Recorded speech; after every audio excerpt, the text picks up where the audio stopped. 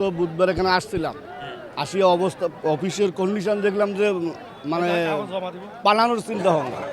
তা আমি প্রশ্ন করলাম যে আচ্ছা আপনারা যে এখানে অফিসটা এলোমেলো দেখতেছি, অফিসটা সাধারণত এরকম থাকে না, অফিস এরকম থাকে না, অফিস কেমন যেন এলোমেলো, আপনারা কি এখানে চলে যাবেন না?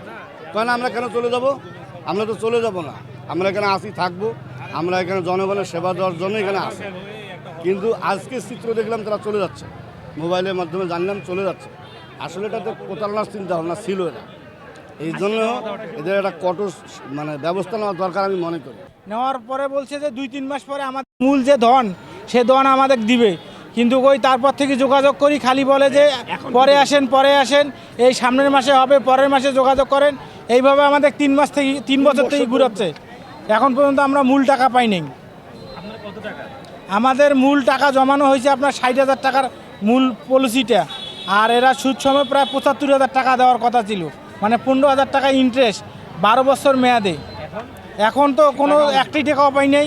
আমাদের যে 60,000 টাকা প্লাস জমছে সে টাকা তো নাই, মূল টাকা একটি টাকাও পাইনি আমরা। আমাদের মেয়াদ শেষ হয়ে গেছে, আমাদের জানুয়ারিতে শেষ হয়ে গেছে, আমাদের কাগজপত্র দিয়েছে, মূল কাগজটা দিয়েছে। এখন বলছে যে আপনারা 2-1 মাসের মধ্যে টাকা পাবেন, 28 তারিখে এসে খোঁজ নিয়ে যাবেন। ও মাসে আসে নাই, এই মাসে মানে আসবে। আমরা তো জানি 6 মাস 5 মাস পর আমার টাকাটা দেয়। তাই এমন অবস্থা এখন এই যে আসতে হচ্ছে আপনার কয় তারিখ, 24 তারিখ, 26 তারিখ, 28 তারিখে আসবো শোনার জন্য। তার ইতিমধ্যে এই যে এরকম আমার টাকা, আমার বড় ভাইয়ের টাকা, আমার ছোট ভাইয়ের টাকা।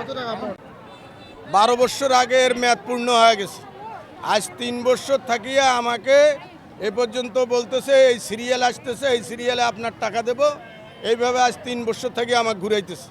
আমার 12 বছর মনে করেন যে 1,000 করে মাসে টাকা রাখিয়ে সেই টাকা জমানো টাকা আমার ওয়াইফ জমাইছে।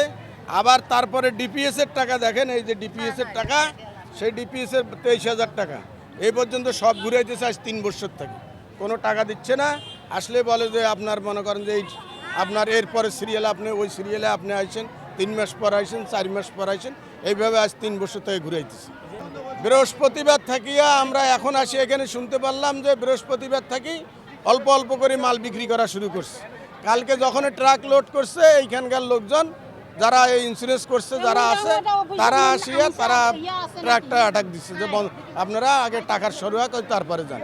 আজকে আবার সব এটা ফেসবুকে শোনার পরে আমরা সবাই ছুটি আসছি যে এই ঘটনা। আমাদের টাকা এখানে পুলিশ প্রশাসন আসছে, এডিসি সাহেব আসছে, উনি আসি বলছে যে ওনাদের আমরা একটা ব্যবস্থা নিচ্ছি, ওনারা আমাদের টাকা যে দেবে এর কোনো গ্যারান্টি দিচ্ছে না। প্রশাসন আমাদের টাকা যে দেবে এটার কোনো গ্যারান্টি দিচ্ছে না। জমা দিব, আজকে জমা দেওয়ার ডেট। তো এখন গন্ডগোল, মানে এরা চলে যেতে আছে, পালা যেতে আছে এখন।